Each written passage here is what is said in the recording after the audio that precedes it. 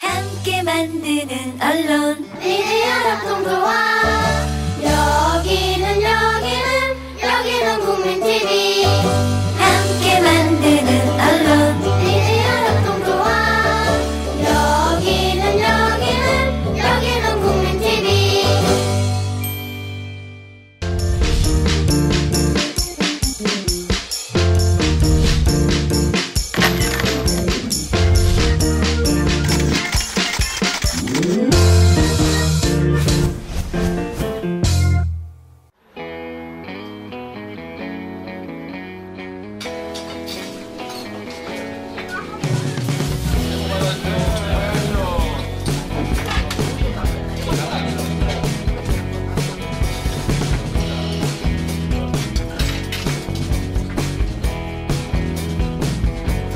어땠어요, 음식?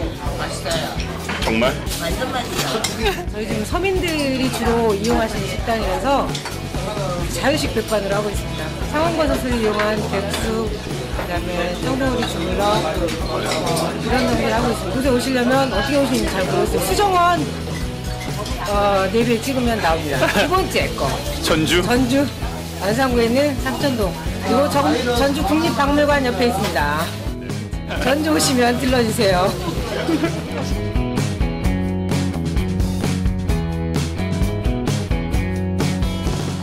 맛이 어땠어요? 먹을 게 없어요. 왜 먹을 게 없어? 맛있던데.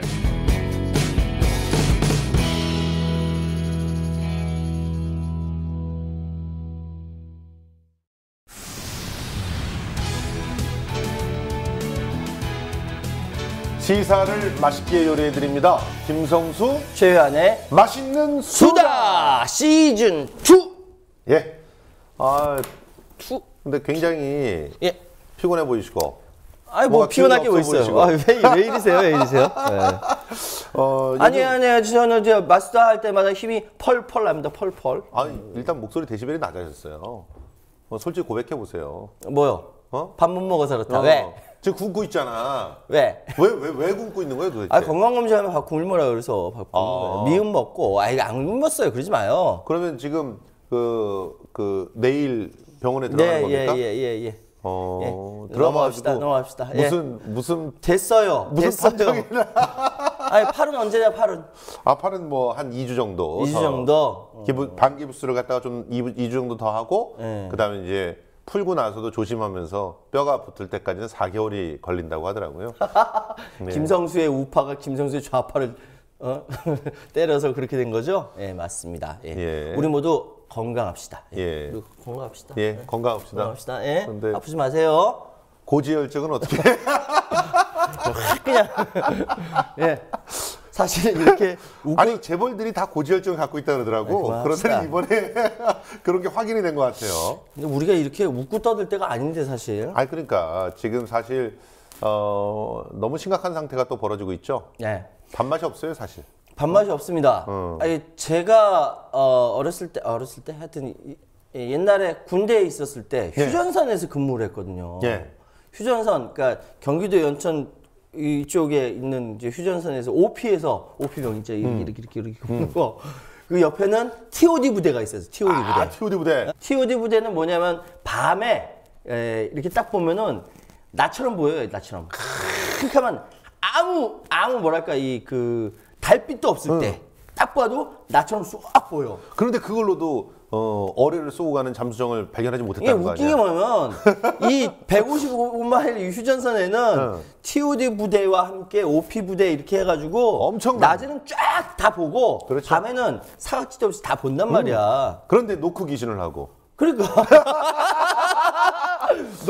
노크 기신도 하고 거기다가 무슨 뭐 목함지를 와가지고 매설해 놓고 가고. 맞아요. 이걸로 다 보고 있는데 아무것도 못 잡고 안 봤나? 잤나? 예, 그런 상태에서 진짜.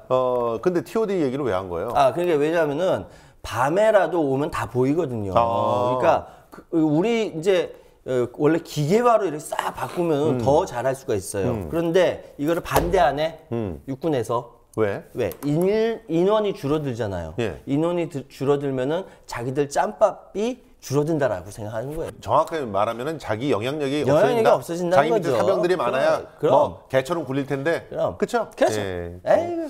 사실은 근데 이 얘기를 꺼낸 이유가 있잖아요. 아니, 지금 이렇게 북핵 위기가 되고 대북 그 방송 새로 재개했죠?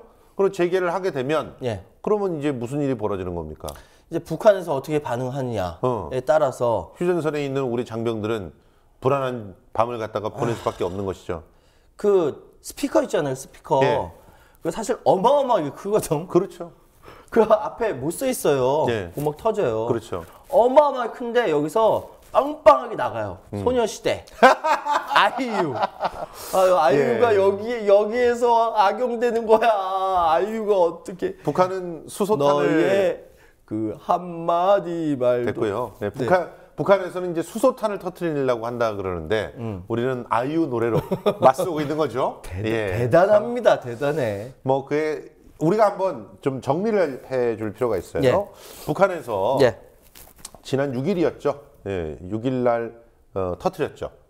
그 수소탄을. 실험을 했죠. 그러니까 갑자기 우리나라는 10시 반경에 지진파가 잡히는 지진파가 거야. 잡히고, 예. 뭐 진도 4.8에서 5.1 사이에 지진파가 잡혔다는 맞아요, 거죠. 맞아요. 예. 지진파가 딱 잡혔을 때도 국정원은 몰랐대요. 뭐였대? 댓글 달고 있었대? 댓글? 그럼요. 댓글 달고 있었대? 걔네들이 열심히 지금 댓글 달고 심지어는 이 북한 그 핵실험의 기사 밑에 열심히 정원으로 추정되는 물론 확증은 없어요. 그렇지만 추정이 되는 그런 글들이 막 달리고 있어요. PC방 돌아다니면서 댓글 달고 있어. 열심히 지금 전쟁을 불사하고서라도 뭐 그 북한을 응징해야 된다 이러면 타격들을 갖다 해야 된다 뭐 이러면서 댓글들은 열심히 달고 있지만 북에서 수소탄 실험을 하는지는 전혀 몰랐어요. 전혀 몰랐다. 예. 심지어 이병호 지금 국정원장도 우리 졌다. 정보전에서 졌다. 이렇게 해서 얘기를 했더라고요. 김강진 의원 얘기로는 국정원장이 우리 졌다. 왜냐하면 이제 국정원 안에서는 뭐 이렇게 뭐 녹취하거나 이런 게 없으니까 나와서 얘기했거든. 그래서 새누리당 의원은 그게 아니다. 다른 얘기 하던데. 뭔 얘기를 했어? 아니 그냥 그 우리가 이제 불확실해가지고 그런 거지. 뭐 그랬다고 공표한 건 아니다. 뭐 이렇게 얘기하던데. 뭐 사실은 지금 확실해 보여요. 즉 국정원은 몰랐다는 게 거의 확실해 보입니다. 국정원은 댓글 단위로 바빠서 몰랐고 그래요. 사실은 근데 저는 거기에는 좀 의심이 있어요. 몰랐다고 발표하는 것일 수도 있어요. 그건 뭔 소리야? 그건 조금 이따가 차근차근 얘기를 하도록 하고 사건은 이제 일단 정리를 해야 되니까 얘기하고, 예. 모르는 상태에서 얘네들이 방송에서 얘기를 방송 보고 알았대. 조선중앙통신 방송에서 예? 그것도 나이 70살 먹은 그 아줌마 아나운서 있잖아요. 네. 뭐 새로 돌아오신 영유아승 수령 동지께서 뭐 이러면서 얘기하시는 분 완전히 얼굴이 저희 할머니 닮았어요. 네. 근데 얼굴이 이렇게 아주 빵빵하신 그런. 근데 발음 아주 또렷또렷하던데. 진짜 70살로 안 보이십니다. 예. 근데 어쨌든 그분이 나와가지고 하셨다. 수소폭탄을 뭐 성공하셨다 이러면서 나왔습니다. 그걸 보고 나서 국정원이 알았다는 거예요. 난 진짜 우리 세금은 그 뭐 꼬박꼬박 다 내고 소득세 다 내고 다 냈는데 그 세금을 도대체 이번에도 예산에서 국정원이 그 얼마인지 모르잖아. 없이 쓸 수 있는 돈이 5천억 가까이 된다고 들었거든요. 아니 지금 기름값이 국제유가 뚝 떨어졌어. 예. 캐나다 그것도 19달러로 나와. 황당하잖아요. 그렇죠. 근데 우리나라 기름값이 안 떨어져. 왜? 세금이 60%니까. 그렇지. 그렇게 다 뜯어가면서 그래가지고 도대체 그거 어디다 쓰는 거야? 그러니까 5천억 정도는 그냥 영수증 없이 쓰라고 국정한테 막 준단 말이야. 그런데 성수야 너 써? 이렇게. 그런데 그거를 가지고 댓글을 달고 있는 거야. 그 PC방이라도 부자가 돼야 될 거 아니야. 댓글을 달고 있는 거야. 그리고 이런 정말 필요한 정보는 모른다고 자기네들이 시인을 했던 건데 조선중앙통신이 우리한테 정보를 알려주지 않으면 모르는 이런 상황을 맞았습니다. 근데 우리가 이제 웃고 있지만 이게 웃는 게 아니에요. 그래서 일단 북핵이 땅 터지고 난 다음에 우리 정부가 대응하는 걸 봤더니 일단 맨 처음에 국가안전보장회의 NSC 이걸 딱 발동하더라고요. 딱 발동하더니 거기서 강력하게 나왔던 조치가 확성기 박성기로 소녀시대와 아이유는 좀 빼주지. 그 청와대에서는 또 나름대로 그 대응을 한다 그러면서 오바마 전화 통화를 성사시켰다고 뭐 사방에 또 자랑을 하셨더라고요. 저는 이제 김성수 평론가랑 통화가 안 될 때가 많아요. 안 받아서. 예. 그러니까 일단 성사시키는 게 나는 급선무거든. 근데 비상사태야. 그러니까 미국이랑 통화를 해야 돼. 그래서 왜? 오바마랑 통화를 해서 아니 왜 오바마랑 통화를 해야 돼? 오바마랑 통화를 해서 전화 통화가 됐어. 이건 국가적인 뭐랄까 프로젝트를 성사시킨 거야. 예. 젠장. 전화 통화하는 게 그렇게 아니 그러니까 국가적인 프로젝트야? 뭔 내용을 얘기를 했을까? 저는 추정해 보건데 이랬을 것 같아요. 뭐요? 아몰랑. 아몰랑. 아 위안부 넘겼잖아. 어떡할 거야? 푹 터뜨렸는데 이랬을 것 같아. 아우. 이거 생각을 했어. 이거 대통령 모독죄인가? 내 생각을 했어 잠깐. 국가보수 모독죄 아니야? 생각을 했어. 내가 막 몸이 막 이렇게 된다. 지금 소설이에요. 연기도 좀 후졌잖아요. 예, 이해해 주시고 일단 영국 배우 출신이라서. 예, 영국 배우 일단 출신이라서 연기를 이렇게 잘 못합니다. 죄송합니다. 일단 그 전화를 했다는 거예요. 네. 전화를 해서 거기서 논의를 했다는 거죠. 북한을 어떻게 할 것인가에 대해서. 그러니까 근데 그 전에 그 밤에 한민구 장관이 예. 그 이름이 잠깐 생각 안 나는데 미국 국방부 장관이랑 예. 통화를 했어요. 예, 먼저 통화를 예. 했고 행동 수칙에 대해서 서로 같이 하자 해가지고 아침에 아니 발표했어요. 내 말 그거 얘기하려는 거야. 그러니까 전화는 애초에 국방 장관들끼리 다 했단 말이야. 그렇지. 그런데 왜 아몰랑 이거 왜 한 거냐는 거지. 아몰랑은 소설이고 어쨌든 그 최고 책임자끼리는 통화를 하는 거지 뭐. 예. 그런데 거기에서 결정된 건 없어요. 없죠. 전날 다 했잖아. 다 하기로 했잖아. 그리고 발표까지 했는데 뭐. 예. 그 다음에 이제 또 했던 걸 보니까 네. 그 한미일 상국이 북한의 정보 공유를 해서 화상 회의를 했대. 정보 공유를 이제서야 그 이전에는 안 하고. 근데 참 웃긴 거는 지금 정황상 미국은 이 정보를 알았다 그러죠? 2주 전에 알았대잖아요. 예. 드론 띄워가지고. 미국의 MBC 방송에서 네. 이거를 갖다가 알고 있었을 것이다라고 하면서 이제 방송을 다 했어요. 그러면서 어떤 정황을 얘기했냐면 2주 전에 알고 핵실험이 있을 것 같은 날 드론을 그 주변에 띄워서 거기서 공기를 채집했다. 알았다는 거잖아. 완벽히 그 날짜뿐만 아니라 장소 이걸 다 알았다는 거고 솔직히 말해서 우리 다 알잖아. 미국의 레이더로 한번 그럼. 이렇게 탁 띄우면 어떻게 되는지 다 알잖아. 다 알죠. 아니 지금 그 미국에 있는 초계기뿐만 아니라 인공위성에서 이렇게 쫙 쏘면요 어떻게 되냐 평양 시내 이렇게 사람이 이렇게 시내 한가운데서 이렇게 뭐랄까 이렇게 신문 읽고 있잖아요. 그 신문 내용까지 다 이렇게 맞아. 보여요. 실제로 실제로 그렇거든요. 근데 만약에 그래 위에서 찍은 게 안 보여. 왜? 땅 밑에 가서 이 짓을 하니까. 근데 그 주변 땅이 뭐 다 이렇게 아니 보면 정원이들이 뭐야? 얘기했었잖아요 옛날에 땅이 뭐 이렇게 밑에 뭘 뭐 파거나 어쩌고 뭐 이렇게 뭐 되면 뭐 일단 트럭들이 많이 가게 돼 있고 한 달 전에 안 나왔어. 한 달 전에. 그래 그런데 왜 몰랐다는 거지? 뭐야? 왜 몰랐다는 우리 거지? 세금 어디 갔어? 제가 보기에는 백악관도 알았어요. 백악관에 아니 미국이 알았는 게 백악관이 안 거야. 그러니까 조시 어니스트 대변인이 나와가지고 기자회견을 갖다 하는데 not surprised. 놀랍지 않다. 그게 그냥 우리는 난 근데 우리나라 언론이 진짜 기분 엿 같은 게 정말 아니 번역을 해가지고 할 때 어떤 뉘앙스로 했냐면 북한은 늘 그런 놈들이기 때문에 별로 놀랍지 않다라는 식으로 해석을 했는데 그게 아니라 MBC에서 얘기하는 것은 not surprised라고 한 내용은 뭐냐면 이미 우리가 알고 충분히 있었다? 대비를 했기 때문에 not surprised라고 얘기를 했다고. 제발 좀 언론에서 좀 그렇게 외신들 갖고 좀 조작 좀 하지 말라고 제발.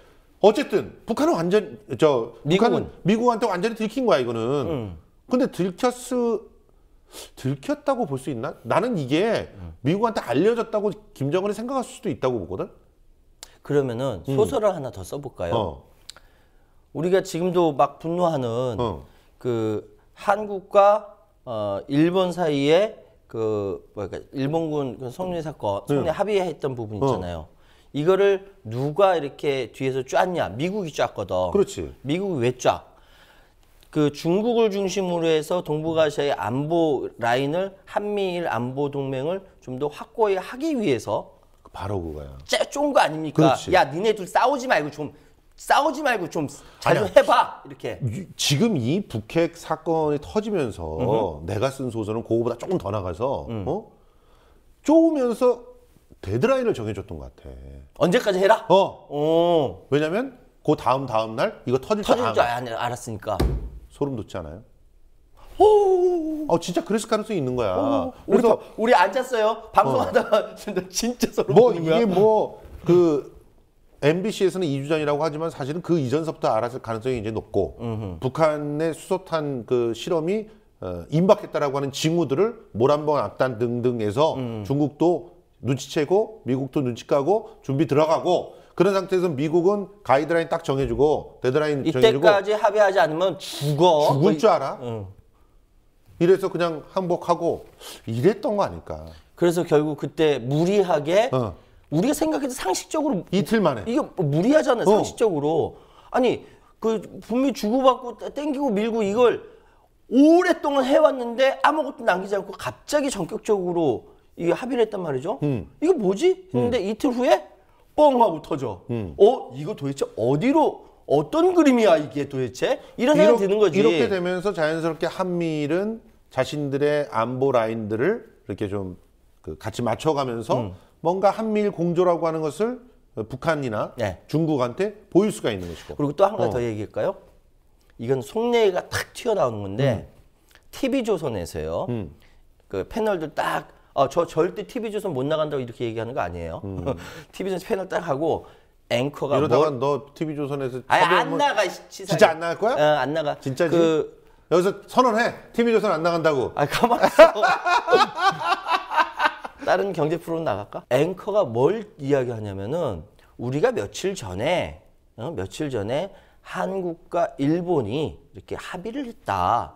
그런데 이거 우리 한국과 일본뿐만 아니라 미국까지 있는 한미일 동맹 아니냐. 그런데 이렇게 엄중한 북한의 도발이 있을 때는 이런 그 위안부라든지 이런 것들은 뒤로 제끼고, 그렇지. 뒤로 제끼고 같이 이 안보 동맹으로서 그렇지. 일본과 손을 잘 잡아야 되는 거 아니냐. 그림이 다 그려지잖아. 그렇게 생각하지 않으십니까? 패널 아무개 씨 이렇게 묻더라니까. TV조선 앵커가. 그러니까 이런 정황들을 보면 국정원도 알았을 것 같은 거야. 알았을 것 같은데 일부러 모른 척하면서 어머나. 아니. 우리 맞았어요. 이런 거 아닐까? 나는 그렇게 생각하지 않고요. 국정원이 자신의 임무를 충실하는 건 몰랐을 거예요.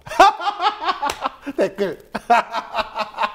네, 어쨌든 우리가 지금 이 북핵 문제를 중요하게 보는 이유는 이 북핵 문제 다음에 벌어질 일들 때문입니다. 자, 우선 첫 번째 위안부 문제에 물 건너갔습니다. 지금 그러니까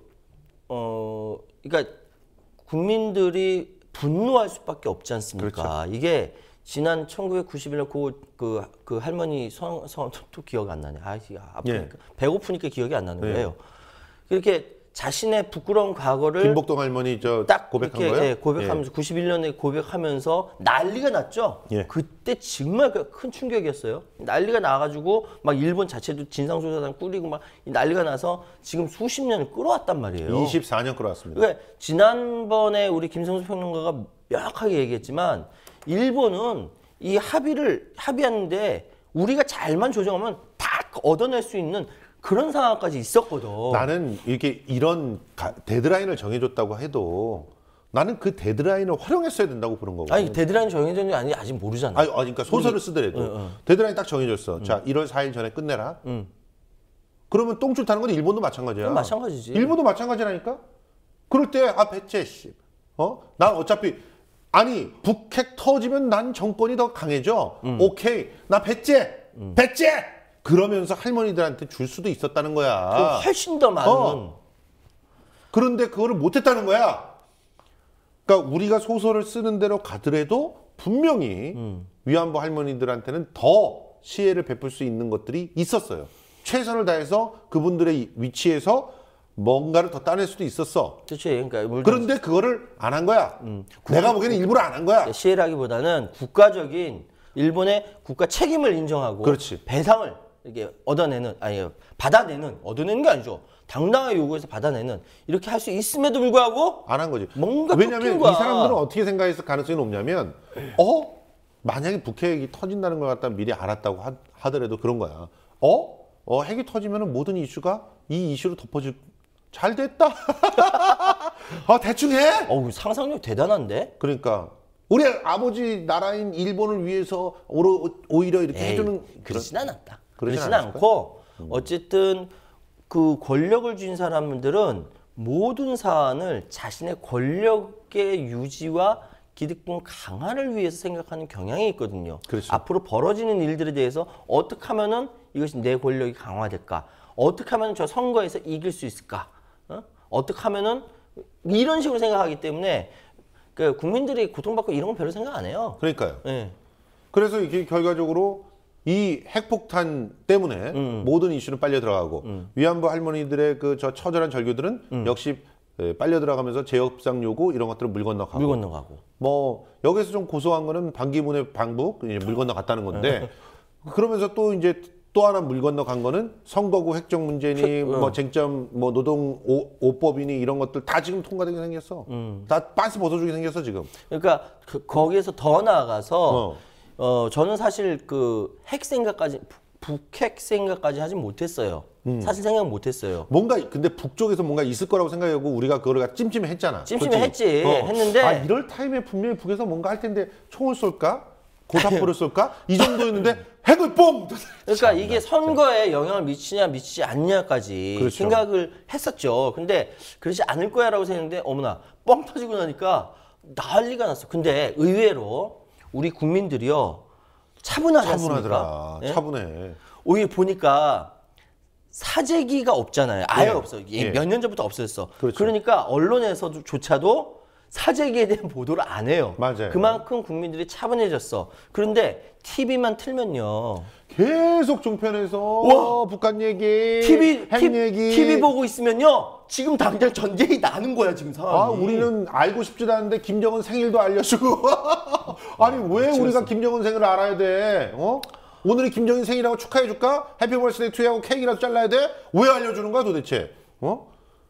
왜 나한테 화를 내? 그러니까 난 이게 어이가 없어. 김정은 몸무게 몇 킬로라고까지 그런 것도 알려주고 막 어디 미치겠어, 무슨 옷 입었고 말이야. 아니 목 뒤에 뭐 살이 잡히는 걸 보니 뭐 고지혈증이 있을 것 같아. 고지혈증? 그런 걸 다 알려주고 알 필요가 뭐가 있느냐는 거죠. 어쨌든 지금 이 북핵 때문에 상당히 많은 부분들이 빨려 들어가고 있는데 저는 가장 가슴 아픈 것 중에 하나가 예. 선거구 획정 문제가 완전히 빨려 들어가는 이런 부분이에요. 그래서 지금 어디까지 빤스를 벗어줬냐면 18살, 만 18살 먹은 사람들까지 그것도 다는 안 된다면 다는 안 된다. 이게 너무 비굴하지 않아? 다는 안 된다면 학교를 졸업한 사람들에게 내에 있는 사람들은 말고 학교를 졸업한 사람들한테는 선거권을 주자. 이런 제안까지 가고 선거권은 니들 마음대로 해. 줄여. 비례대표 줄여. 7석 줄여. 이렇게까지 했는데도 그걸 거부했어, 새누리당이. 이거는 그냥 지네들이 하고 싶은 대로 다 통과시키겠다는 거야. 합의라고 하는 도장만 찍으라는 거야. 이런데 도장 찍어주면 안 됩니다. 그런데 도장 안 찍어주면 선거가 어려워져. 그러니까 자기네들이 밥 벌어 먹을 게 없어져. 밥그릇이, 기득권이. 야, 여기서 기득권 따질 때야? 차라리 국회의원 사표 던져! 그리고 좀 해야 될 거 아니야, 정말. 차라리. 이제 표창원 씨가 그 얘기를 했죠. 그러니까 야당은 싸워야 한다. 그렇죠. 강해야 하고 깨끗해야 한다. 예. 그렇게 싸우지 않으면은 시민들이 거리에서 경찰로부터 경찰과 충돌하게 된다라고 그렇죠. 얘기하죠. 국회의원은 그리고 국민의 대표자라고 나가서 이렇게 정치 행위를 하는 사람들은 자신의 자기가 잘나서 한 게 아니라 네가 나가서 한번 우리 대표로 일을 해봐라라고 이렇게 밀어준 거잖아요. 그러면 그거를 이렇게 선거 때만 고개 끄덕 숙여가지고 한 게 아니라 자기 임기 내에 그렇죠. 국민들을 위해서 목숨 내걸고 싸우든지 아니면 나가서 협상하자 죽으라고 협상하든지 하여튼 뭐든 해야 될 거 아니야. 아니 이거 보면은 국회의원이 직업인 사람들 있잖아요. 그러니까요. 지금 결과적으로 이렇게 비례대표가 줄어들게 되면 정의당이라든가 진보 세력들은 더더욱 입지가 어려워질 수밖에 없습니다. 그러니까 사실 야권의 맏형으로서 일을 아무것도 안 하는 거예요. 결과적으로는 자기 주변에 국회의원인 사람들의 국회의원 자리를 지켜주기 위해서 거기서 야당 대표하고 계십니까? 그러면 안 되잖아요. 또 이렇게 얘기하면 또 안빠라고 얘기한다? 아, 답답해요 진짜. 저도 이게 뭐 얘기하다 보면 균형감을 맞추적으로 잘못된 건 잘못된 거라고 얘기하고 이렇게 하는데 이거에 대해서 너 안 빠지? 뭐 이렇게 얘기해요. 아 진짜 내가 어떻게 성장했는지 아유 이거 간둡시다. 아유, 예, 진짜. 일단 그 빨려 들어간 거 하나, 이 선거구 획정 문제와 노동 그 악법, 5법 이게 그냥 통과될 것 같은 이런 상황이라서 차라리 저는 그 선거구 획정을 그러면 통과시키고 5법은 그냥 반기하세요, 차라리. 그래서 다음번 국회로 넘겨주는 것이 그나마 선이야. 아 비정규직 그 지금 뭐야 2년 4년으로 늘어나게 생긴 거야 그러면? 그러니까요. 이 절대로 연기하면 안 됩니다. 지금 박근혜 대통령이 얼마나 사악합니까? 선거구 획정 문제가 국회의원들 목숨이 걸려 있는 문제라는 걸 너무나 잘 알잖아요.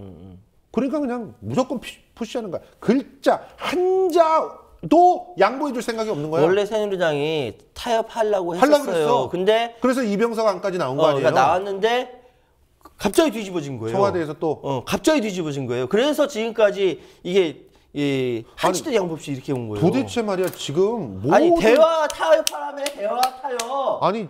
아니 대화 타협하면 이거잖아요. 내가 어느 정도 주면은 당신이 어느 정도 주고 그래. 내가 양보하면 양보하고 그래. 여기까지 갔었단 말이야. 바로 직전까지 갔었단 말이야. 근데 이게 왜 갑자기 하루아침에 뒤집어지냐고. 그러니까 지역구가 특히나 농촌에서 늘어나는 거는 새누리당이 유리하니까 지역구를 갖다가 한 5석 정도 늘려주고 그리고 비례대표를 갖다가 권역별로 하게 되면은 야권 그것도 바로 그 새정치 그러니까 더불어민주당이 이득이 되지는 않지만 정의당이라든가 노동당이라든가 이쪽에는 이득이 되니까 그쪽이 원내에 진출한다고 해가지고 크게 위협되는 것도 아니잖아. 한두 석인데. 그렇지. 그러니까 이병석이라고 하는 사람은 거기서 그러면 그거를 권역별로 좀 이렇게 열자. 이렇게까지 얘기를 했는데. 그래서 거의 타협까지 갔는데 하루 만에 뒤에 엎어버렸어요. 정의화 의장은 또 그러면 기존에 150석이죠? 150석으로 있는 그거를 갖다 유지하고 일부 지역들에 대해서 혹시라도 분구가 될 수 있으니 그렇지. 그 지역에 대해서는 니들이 합의해서 결정을 해라. 그런데 그것도 거부하고. 근데 이거 왜 뭐야? 이거를 완전히 이렇게 깽판 치고 있는데 왜 언론에서 왜 이 얘기를 안 해? 왜 이렇게 보도를 안 하는 거야? 죽겠네, 진짜. 이건 전적으로 새누리당이 깽판 치고 있는 거야. 이거는 합의할 생각이 전혀 없는 거라고. 그래서 지금 이 선거구를 사상 초유에 선거구가 없는 이런 기간을 만들어 놓게 한 건 전적으로 새누리당이 잘못인데 왜 그걸 따져묻지 않는 거죠? 아몰랑.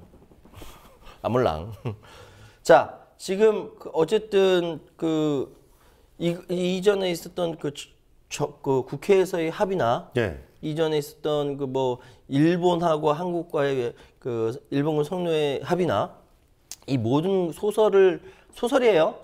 소설을 쫙 짜매쳐 보니까 뭔가 이쪽은 알고 있었던 것 같다라는 심증만 있는 거지. 그리고 우리가 확실하게 보잖아요. 지금 여기서 합의를 하는 태도가 얼마나 다른지. 일본하고 할 때 어떻게 하는지. 그거를 더불어민주당이랑 합의할 때 어떻게 하는지 딱 나오잖아. 1.1획도 건드리지 마라고 요구를 해야 되는 것은 일본에 가서 해야 되는 것이지 야당한테 가서 해야 되는 게 아니잖아요. 그러니까 지금 현재 새누리당과 청와대에서 생각하고 있는 건 내 정권이고 내 이익이지 결코 국익이 아니지 않습니까? 지금 결과적으로는. 그래서 국익이 완전히 그냥 날아가고 있는 거야 공중에. 그 상황에서 자기가 직접 말한 이 한반도 신뢰 프로세스라고 하는 것도 날아갔어. 지금. 결과적으로. 그 말씀을 드리려고 그랬어요. 박근혜 정부가 조금 이렇게 좀 지혜가 있다고 하면은 자신들이 기존에 해왔던 소위 한반도 신뢰 프로세스에 대해서 어느 정도 탁탁탁 이루어질 수 있도록 해왔어야 되는데 자기가 만든 것조차도 이루어내지 못하고 있다는 거죠. 예를 들어서 1단계, 2단계, 3단계까지 가 있어요. 3단계는 어차피 북한 핵폭이니까 어렵다 치더라도 비핵화와 상관없이 인도적 지원이나 이산가족 상봉, 문화협력을 통해서 신뢰 구축, 이 1단계예요. 근데 1단계도 이산가족 딱 2번 만났죠? 요거 외에는 한 게 없어, 별로. 정말 한 게 없어요. 아무리 상대방이랑 싸우고 한다 하더라도 내가 그 민간 차원에서 뭐 한다. 눈 감아주면요 분위기 좋아지거든요. 그럼 위에서 부들부들하게 서로 얘기할 수도 있는 거예요. 그런 걸 모르나? 이번에 고위급 회담도 얼마나 성과가 없었습니까? 그러니까. 세상에 고위급 회담을 잘했으면 저는 북한 핵을 터뜨리지 않았을 수도 있다고 봐요. 실제로 그렇지 않습니까? 북에서 왜 핵을 터뜨리겠어요? 미국하고 대화하자는 거예요. 북한의 뭐가 요구는 그거지. 그러니까 남한이랑 만나봤자 아무런 소득이 없어. 자기들 생각에는 남한은 괴뢰 정권이니까 미국의 괴뢰 정권이니까. 아니 그러니까 괴뢰 정권이라도 얘네들이 뭘 주는 게 있어. 혹은 뭔가 협력을 해가지고 미국을 압박할 수가 있을 것 같아.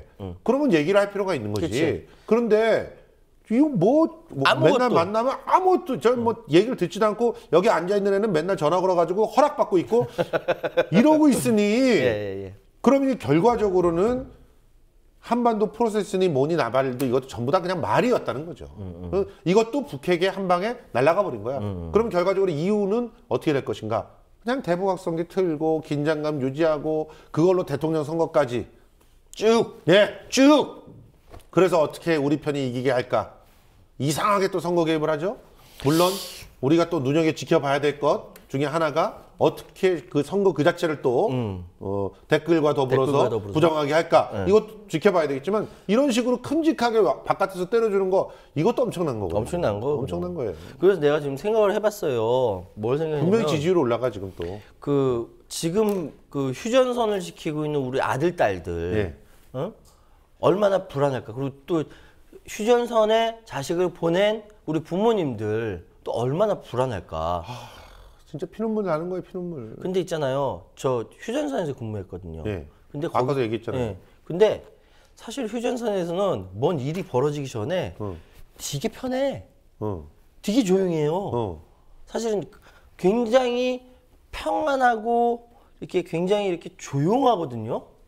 근데 여기서 또 시끄럽게 이게 소녀시대 노래 나오고 다른 노래 나오면은 아이유 노래는 좀 괜찮아. 나오면은 그럼 뭐 이렇게 뭐 시끄러워지는 거지. 근데 저는 그 휴전선에 근무해 보니까 아는데 그 북한은요 휴전선 근무를 잘 안 써요. 우리는 좌경계 총하고 이렇게 쓰잖아요. 이렇게 쓰고 이렇게 쓰잖아요. 네. 북한은 군인들이 먹을 게 없어서요 농사져요. 알아요. 그 앞에서 농사짓고 낚시질하고 맞아요. 되게 평화로워요. 더군다나 또 이거 그 북한 찬양 방송 될 수 있어. 조심하세요. 국가보안법 위반이야. 야, 이거 가지고 북한이 평화롭다 그러면 안 돼. 아니 북한은 불안해. 항상 망하기 직전이야. 이렇게 얘기해야 돼. 휴전선 일대가 평화롭다고. 노루가 뛰놀고. 아니 토끼들이 오가다가 지뢰를 밟고. 근데 토끼는 목함지를 밟아도 안 터지더라. 안 터지지.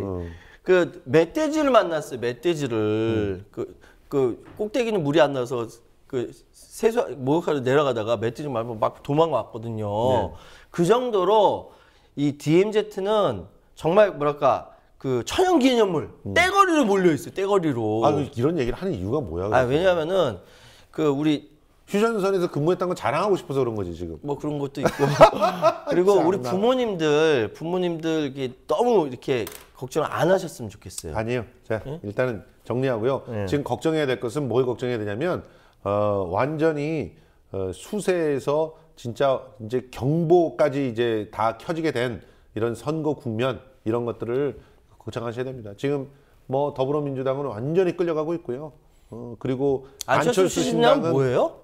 잠깐. 근데 안철수 신당이 요즘 굉장히 속도를 내고 있던데 그 부분에 대해서 좀 어떻게 생각하세요? 뭐 어떻게 합니까? 이제 뭔가 맞짱을 뜨려면은 세 분리기를 해야 되고 세 분리기를 하려고 했는데 호남에서 그 쉽게 얘기해서 더불어신당의 지지율이라든지 이런 것들이 많이 떨어지니까 그 의원들이 불안하니까 막 튀어나오고 있는 거죠. 그것이 점점 올라와서 수도권에 있는 의원들도 튀어나오고 있는 것이고. 지금 현재 녹화하는 시점에 그 탈당한 현역 의원이 11명이죠? 네, 그럴 거예요. 11명 탈당을 했고 안산의 김영환 의원까지 튀어나왔으니까. 12명이네. 12명이고 거기다가 박지원 의원이 곧 탈당한다니까 13명이 되고 박지원 의원 나오면 호남 뭐 어마어마하게 튀어나오겠지 뭐. 뭐 정대철 아니, 그 정대철 의원 아니고. 그러니까 권노갑 이런 사람들도 지금 탈당을 동교동계가 이제 대거 탈당한다는 거는 뭐냐면 그 더불어민주당의 뿌리 조직 있지 않습니까? 호남향을 비롯한 뿌리 조직이 이탈한다는 것이고. 여기서 좀 하나 물어봅시다. 네. 동교동계는 왜 이렇게 그 문재인 대표를 싫어하는 겁니까? 뿌리를 거슬러 올라가면요. 예. 노무현 대통령이 2002년도 선거를 통해서 승리를 했고, 예. 그 다음 2003년 정부가 이렇게 딱 이렇게 뭐랄까 이렇게 딱 출범을 했는데 예. 거기서 어떤 사단이 벌어졌냐면은 6.15 공동선언을 이끌어냈던 그때 대북송금 특검을 한나라당의 요구에 맞춰서 통과시켰던 거. 예. 이 부분이 가장 큰 거다. 그때부터 시작된 거다. 갈라진 것이. 근데 그 저는 부분에 그렇게 대해서 그 김대중 대통령은 용서를 하셨잖아요. 다 받아들이고. 근데 이제 그 용서를 했다라기보다는 그 상황 이렇게 돼서 그때 박정희 의원도 그래서 감옥 갔다 오고. 그렇죠. 뭐 이렇게 여러 가지 벌어졌는데 그때의 상처가 호남인들한테 아직도 그 아물지 않은 거죠. 그것이 이제 나중에 와서는 열린우리당 분당 과정에서 백바지 런닝구 논쟁으로 바뀐 거고. 실제로 그 지금 현재 더불어민주당이 이렇게 가다 보면은 도로 열린우리당이 된다 그런 얘기가 있어요. 어떻게 보세요? 글쎄요, 어떻게 보세요?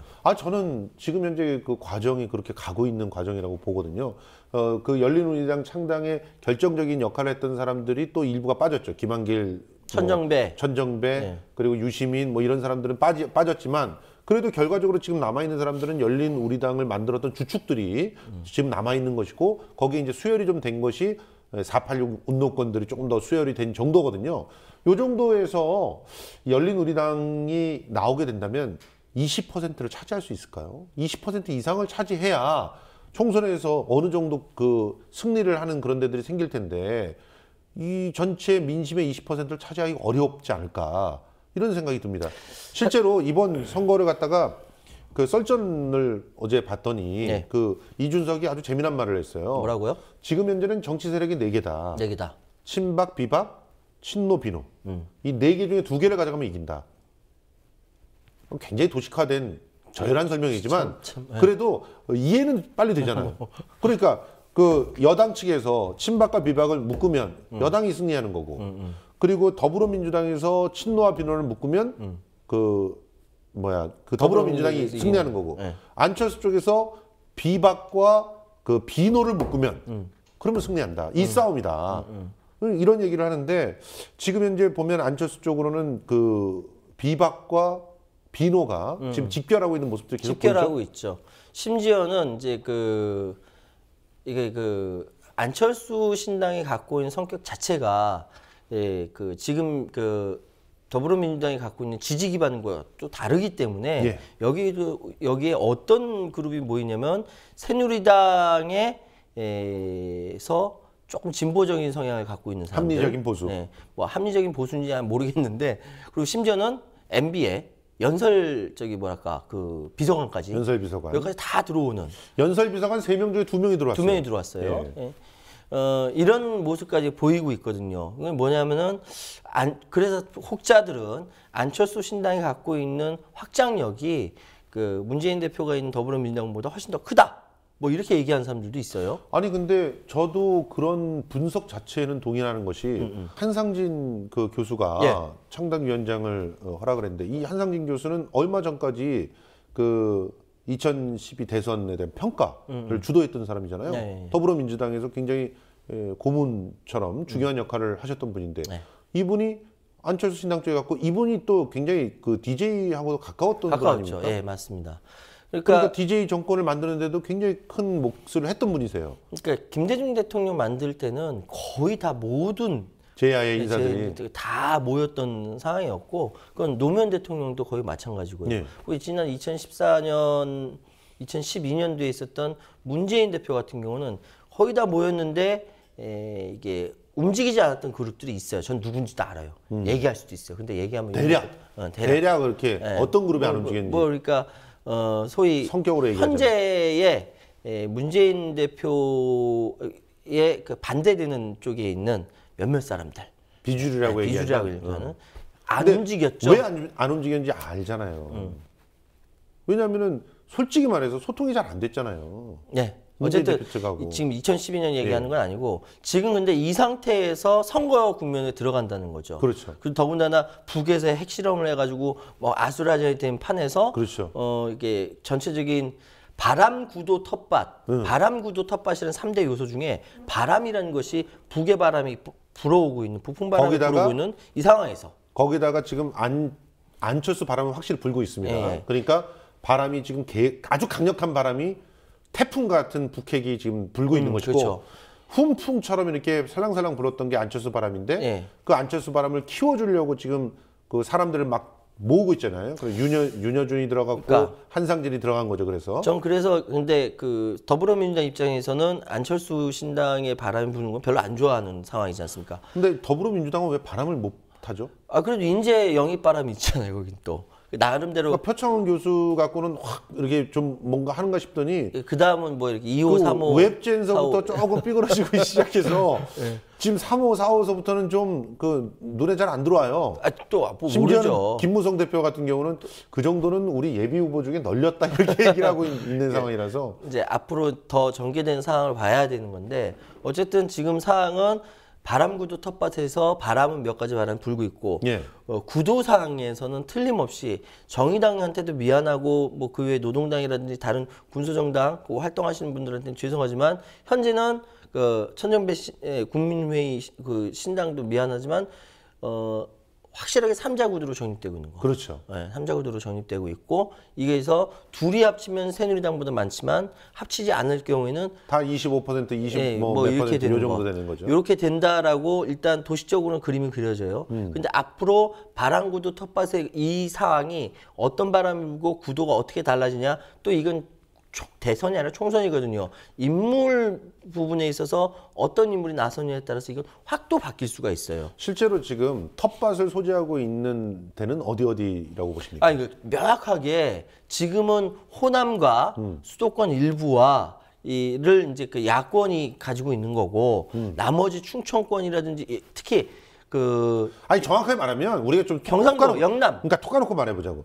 대구하고 경북은 친박이 갖고 있는 거 아니야. 그렇죠. 이거 아주 강력한 거죠. 강력한 친박. 무슨 일이 벌어져도. 그런데 무슨 일이 벌어져도 아니 근데 여기 여기서 또 다시 더 생각을 해야 돼. 바람이 지금 불고 있다. 원래 프레임은 진실한 사람 대 배신자 그림을 청와대에서 그려줬거든. 그려줬지. 근데 이 그림이 안 먹히는 거야. 안 먹혀. 그래 안 먹혀. 그래서 지금 친박 쪽에서 슬슬 분당론 이렇게 뿌리고 있는 거 아시죠? 뭐 얘기는 있는데 그럼 그렇게 될까? 난 그렇게 생각이 잘 안 돼. 그렇게 안 하려고 지금 그걸 뿌리고 있지. 그걸 하려면 지금 뿌리냐? 그러니까 지금 원래 청와대에서 그림 그려주는 거는 항상 안 먹혀. 안 되는 거야. 될 수가 없지. 심지어는 김문수가 수성갑에 갔는데 김부겸한테 창 판판하게 깨지고 있는 한 20% 차이가 나요 지금. 깜짝 놀란 게 이 영향인지 몰라도 그 대구 사람들이 자존심 상했나 봐 지금. 많이. 깜냥이 되는 인간이 와가지고 그 기존에 있었던 사람 밀어낸다면 어떻게 좀 하겠지만 이거 깜냥도 안 되는 청와대 참모가 와가지고 하겠대? 이거 말도 안 돼. 이렇게 돼야 되는 거야. 그렇지. 아무리 진실한 나 진박해도 질려버리는 거지 그런 거에. 무슨 대변을 했던 놈은 남의 거 베끼기나 하고 앉았고 아 이러니 뭘 믿을 만한 놈도 없는데 무슨 진박이라고 얘기하느냐 그치, 이런 얘기 이렇게 얘기하는 거지. 그런 얘기인데 그러니까 그쪽도 바람이 안 불지만 일단 텃밭은 소유하고 있고 친박이 이 비박 쪽은 텃밭이 사실 마땅치 않잖아요. 마땅치 않죠. 왜냐하면은 부산하고 수도권인데 비박의 중심 인자가 이명박이었거든요. 그렇죠. 이명박은 먹고 떨어졌잖아. 그렇지. 나약빠졌어. 야 진짜. 자기는 편하게 돌아다니면서 머리 진짜 좋은 치고 와, 진짜 4대강 열받아. 돌아다니면서 자화자찬하고 이러고 있어. 어우 씨. 하여튼 중심 인물이 빠져버리니까 비박으로서는 뭐 자기들끼리 뭐 어쩌자 하지만 결국은 수도권 일부하고 부산. 이 정도밖에 없는 거예요. 그러니까 무주공산을 뜬 건 충청도하고 그 충청도 누가 먹으려고 했었어. 이왕구가 먹으려고 그랬었잖아. 근데 이왕구가 국무총리 거기서 낙마하면서 완전히 대선까지 물 먹고 더 이상 뜨지 못한 상황이거든. 반기문이 먹는 데잖아. 아유, 안 되죠. 그래서 반기문을 총선 전에 그렇게 영입하려고 했는데 그게 안 되는 거지. 어쨌든 12월 31일에 임기가 끝나잖아요. 그래도 올해. 지금 상황은요. 그래서 충청권과 강원권 일부 여기는 공제 붕 상태예요. 그리고 제주도는요. 지금 더불어민주당이든 안신당이든 가게 돼 있습니다. 왜냐하면은 지금 제주도에서 벌어지고 있는 중국인들의 제주도 점령부터 시작해가지고 활주로, 그러니까 비행장 만드는 거 하고 그 비행장 때문에 아주 큰일 났어요. 원희룡이 제대로 도정을 못 하고 있거든. 난리가 났어 제주도. 이거 그냥 야권으로 해야 되고요. 그러면 지금 뭐냐면 쪽수로 해가지고 대구 경북 이쪽이 되게 많거든. 수도권 일부하고. 근데 텃밭 설명을 하는 거 보면은 야권이 나쁜 게 아니었네. 나쁜 건 아니에요. 제주가 넘어왔고, 네. 그리고 충청도와 강원이 무주공산이고, 네. 그런 상태에서 수도권은 확실하게 그 한 40% 정도는 그 야권이 네. 갖고 있었고, 그리고 호남이 있었고, 그렇고 여기다 거기 바람만 부산도 있었고, 바람만 제대로 확 불면은 부산 이거는 쪽이 샥 넘어오고 대구도 넘어올 수 있는. 정권 심판 바람까지 갈 수 있는 거거든. 그런데 왜 그걸 못 하는 거야? 저는 여기 가장 근본적으로 제가 이제 그 얘기를 했습니다. 86 그룹들이라고 하죠. 옛날엔 386, 486, 586까지 하는 예. 86 그룹의 무능력 때문이다. 아주 징그럽게 무능력 때문이다라고 저는 생각을 하거든요. 그렇게 얘기하면 안 빠되는 거야.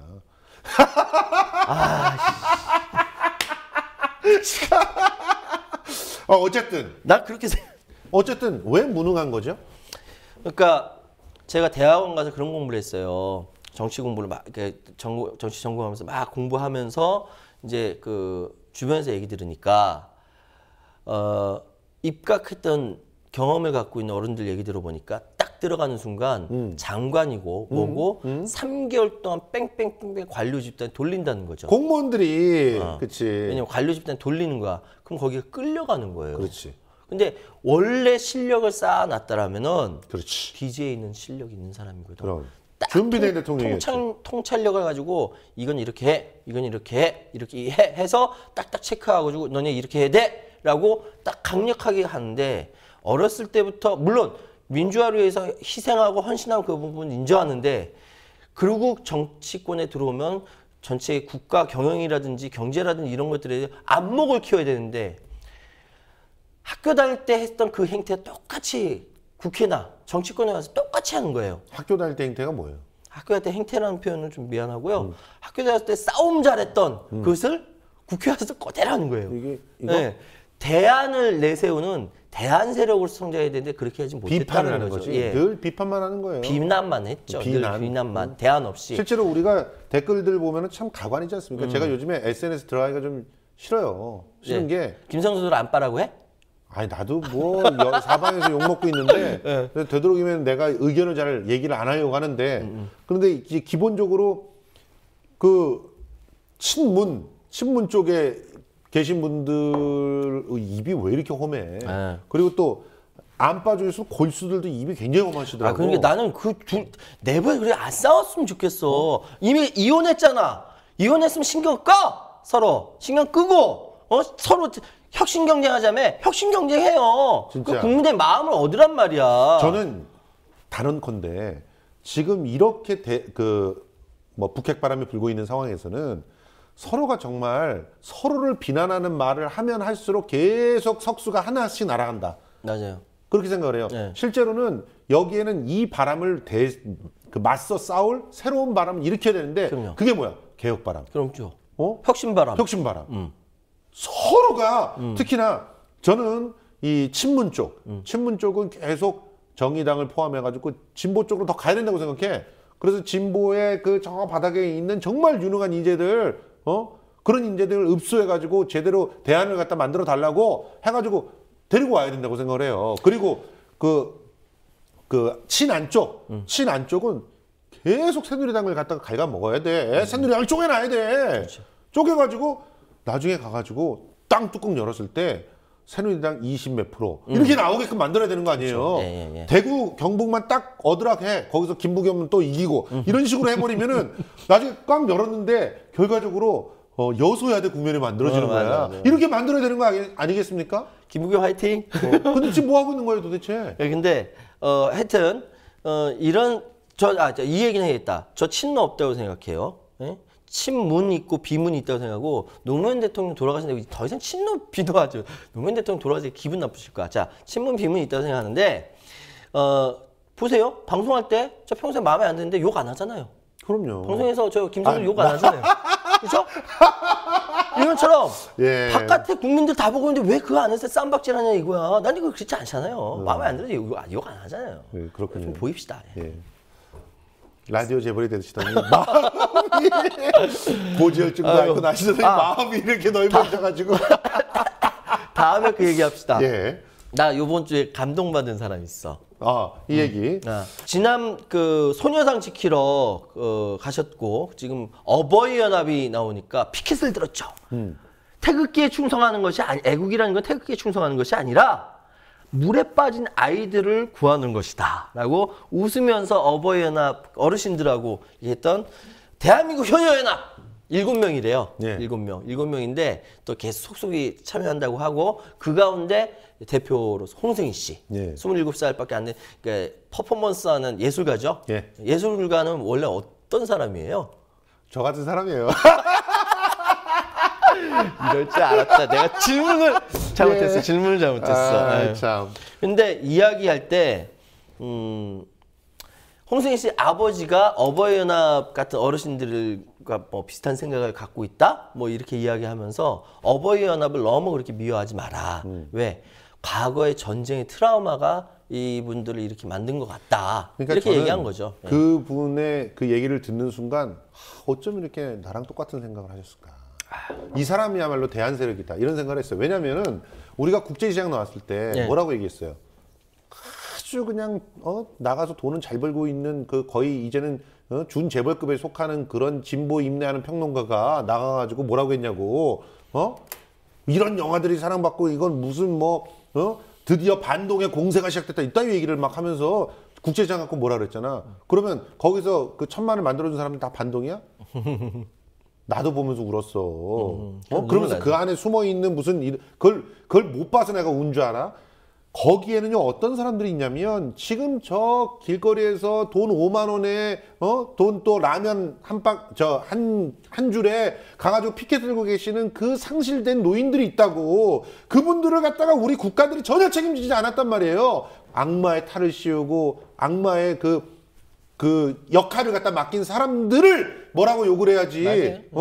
그 사람들을 갖다가 막 욕하고 뭐 문외한이 뭐니 이런 식으로 한다고 일이 해결이 되겠습니까? 그분들은 품어 안아야 돼요.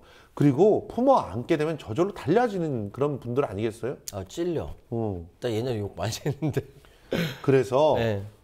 지금 대한민국 연합이라고 하는 데가 많이 생겨나고 있습니다. 지금 대한민국 효녀연합이 생기니까 예. 대한민국 효자연합 얘기하고 있고요. 효자님 떴어요. 네. 그리고 대한민국 아빠연합 나오고 아빠연합 나왔어요. 대한민국 오빠연합 나오고 그렇습니다. 대한민국 엄마연합 나오고 엄마부터 누나연합 아니에요? 나왔어요. 누나연합. 누나연합도 나왔어. 예. 와. 대한민국 할머니연합도 나왔습니다. 할머니연합 나왔다. 할머니연합이 먼저 나왔어요. 먼저 나왔어, 효녀연합 맞아. 나온 다음에 네, 그 할머니연합이 할머니연합 나와서 기자회견도 했어요.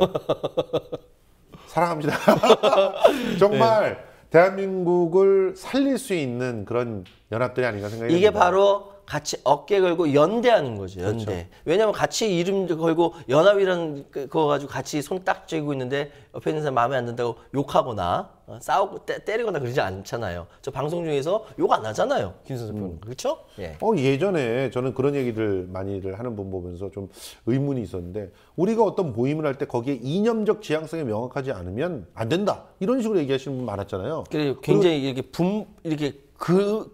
선을 긋죠. 긋는. 네. 분파주의야. 사실은 지금 생각하면 그게 명확한 분파주의야. 그래서 넌 NL, 넌 PD, 넌 ND. 그것뿐만이 아니라 이렇게 모임을 할 때도 CA. 거기다 반드시 그런 걸 집어넣어야 된다고 생각하는 사람들 있잖아. 뭐 소나무를 집어넣든지 뭐 아니면 거기다 뭐 민주라도 집어넣든지 민주산악회 꼭 이래야 되는 거 아니야. 민주동우회 뭐 이래야 되는 거잖아. 그러지 않아도 대한민국 효녀연합 이래도 그 안에 어떤 가치가 있는지 다 나오죠. 느낌이 오지 않아요. 대한민국 효녀연합이 설마 독재하겠어? 효녀들은 독재 안 하지. 새누리당처럼 독재하겠어? 정말? 진짜 효녀는 독재 안 하지. 독재를 할 수가 없죠. 진짜 효녀는 독재를 안 해요. 배려를 하는데. 가짜 효녀는 독재를 할 수 있어도 그렇죠. 진짜 효녀는 독재를 안 해요. 자기 아버지를 신이라고 믿고 있는, 그래서 그 신의 권력을 갖다 이용해서 남들을 착취하려고 하는 이상한 사람들만 네.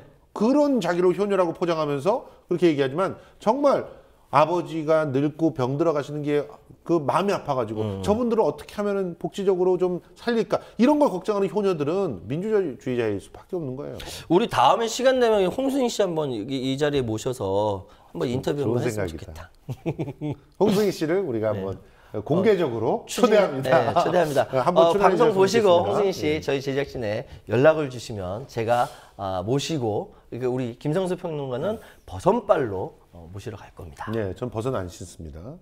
아이, 자, 예술가- 일단 이 연합들이 이렇게 만들어지는 거 있잖아요. 예. 이건 저는 문화적으로 굉장히 긍정적인 일이라고 어떻게, 생각이 돼요. 어떻게 해요? 아니, 기본적으로 여기에는 이념이라고 하는 게 들어가 있지 않지만 정치적인 발언들은 해요. 정치적인 입장들도 표현을 해요. 이게 건강하다고 생각해요. 그리고 나는 할머니다라고 하는 정체성, 나는 아빠다라는 정체성, 이런 정체성도 우리의 공동체 의식을 살리는데 굉장히 도움이 돼요. 맞아요. 응답하라 1988. 네. 그리고 또 지금 히말라야가 엄청난 인기를 그러네. 나 못 봤는데 우리 가족 애기들 데리고 다 보러 갔어요. 보세요. 이 히말라야라고 하는 영화가 내용이 뭐냐면 내가 산으로 데려갔던 애가 뭐 이제 스포일러 조금만. 의젓한 그 등산가가 됐지만 산에서 죽은 거야. 그렇지. 얘 데리고 와야 된다 네, 이거야. 그렇지. 난 여기서 세월호를 봅니다. 난 많은 분들이 그걸 본다고 생각해요. 시체를 데리고 와야 되지 않겠습니까? 맞아요. 꺼내와야 되지 않겠습니까? 아직 9명이 남아있어요. 꺼내와야 되지 않겠습니까? 이게 울리는 거예요. 이게 공동체 의식이에요. 맞아요. 그러니까 신자유주의가 제일 나쁜 게 뭐냐면은 이렇게 서로 간에 산에 놔두고 오는 거야. 마음을 나누고 같이 이렇게 연대하고 어깨 걸고 가는 거를 방해하는 거를 그거를 효율성, 예. 경쟁 이런 걸로 방해하기 때문에 신자유주의는 나빠요. 아주 나빠요. 그래 이런 연대하는 모습, 대한민국 효녀연합도 있고 할머니 연합, 오빠 연합, 아빠 연합, 누나 연합 모든 연합들이 이렇게 생기는 현상 이 자체가 신자유주의에 반대해서 우리 그렇습니다. 민중들이 같이 어깨를 걸고 나가는 것이다 라고 이 연사 강력하게 외칩니다. 그런 측면에서 저는 히말라야라고 하는 데서 이제 꼽히고 있는 우리의 본연의 가치. 당연히 객사를 한 사람은 데리고 와서 집에서 따뜻한 묘지, 뭐 묘지가 아니더라도 그런 것들을 만들어주고 해야 된다라고 하는 그런 인식, 이런 우리가 굉장히 보수적인 그런 가치라고 생각될 수도 있지만 그 안에서 실제로 우리 사회를 치유할 수 있는 힘이 있는 것들, 이런 것들을 되살리고 하나씩 우리의 무기로 삼아야 된다고 생각합니다. 맞습니다. 그런 측면에서 지금 이 효녀연합이라든가 누나연합이라든가 아빠연합들이 그런 가치들을 되살려주는데 좀 앞장섰으면 좋겠고요. 이런 것들이 지역마다 지역 커뮤니티로 살아나고 또 뭐 연령대는 연령대로 또 이런 커뮤니티로 살아나고 이렇게 되면 결과적으로 우리가 풀뿌리 민주주의를 뿌리내릴 수 있게 되는 거 아닌가 생각을 합니다. 자, 어쨌든 내후 외환을 겪고 있는 대한민국 호가 잘 가기 위해서 오늘 결론 나왔네. 우리가 같이 연대하자. 우리 서로 욕하지 말자. 우리 그렇습니다. 김성수 평론가 최연 방송에서 욕 안 하듯이. 그럼요. 겉으로 정말 욕하지 말고 마음을 나누는 이것이 결론. 내후 외환 겪는 대한민국 호의 갈 길이다. 같이 어깨 걸고 가자라는 결론이 나왔습니다. 실제로 서로 개성이 다르잖아요. 달라요. 그래서 이게 되는 거 아니야, 프로그램이. 그럼 방송 끝나고 얼마 뭐라고 하는지 알아? 아니, 그러니까 저도 이게- 많이 씹어요, 솔직히. 아니, 나는 솔직히 말해서 문재인 대표하고 안철수 대표가 정말 다르지만 다르죠. 그들이 같이 있는 당이 민주주의적인 당인 거야. 그치. 민주라는 이름을 건다고 민주당이 되는 게 아니야. 그러니까 이제 그 안에서 이제 패권 싸움, 패권이라는 얘기가 나오니까 또 갈라지고 그런 그렇죠. 거예요. 아, 이 참 가슴이 아프다. 분열을 시켜서 이득을 취하는 사람, 분열로서 이득을 보는 사람들을 따르지 말고 네. 우리가 조금 차이가 있고 내가 조금 손해 보더라도 함께 함으로써 모든 그런 사람들이 이득을 보는 그런 나라, 그런 사회를 만들어가는 우리 모두가 됐으면 좋겠습니다. 우리 둘 사이를 보세요. 그렇죠. 딱 나오지 않습니까? 우리가 좀 서로가 이렇게 같이 하면서 이득이 되잖아요. 서로. 그렇죠? 그렇죠. 그쪽이 더 이득인 것 같은데? 아, 또 예. 이상하네. 아니, 실제로 라디오 재벌이 돼가고 있잖아. 아, 뭔 소리야? 라디오로 어떻게 재벌이 되니? 이 아저씨야. 자, 이번 주말에 그 추위 조심하시고요. 또 특히 우리 최유한 평론가는 병원에서 건강 검진을 받는다고 하니까 여러분들 많이 응원해 주시고 그리고 다음 주에 또 건강한 모습으로 북핵의 위기를 극복하면서 다시 만나 뵙기를 소망합니다. 그럼 다음 주에 또 뵙겠습니다. 감사합니다. 사랑해요. 사랑해요.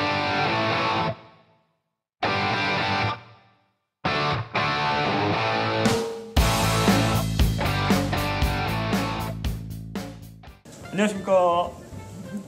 이사장 맡고 있는 현상입니다. 네, 안녕하세요. 제작국의 김종훈입니다. 네, 새해 복 많이 받으세요. 새해 많이 받으세요. 올해부터 저희 그 국민TV에서 우리 조합원님들이 내주시는 그러한 그 소중한 정성에 조금이라도 좀 보답하고자 조합원님들이 그 하시는 일, 네. 또 조합원님들이 생산하시는 농산물이나 네. 조합원님들이 하고 있는 각종 사업장들 많이 좀 우리 조합원들뿐만이 아니고 여러 이런 쪽에 좀 홍보를 할 그러한 계획을 가지고 있습니다. 그렇습니다. 아시죠? 삼성동 재벌 광고는 받지 않습니다. 네.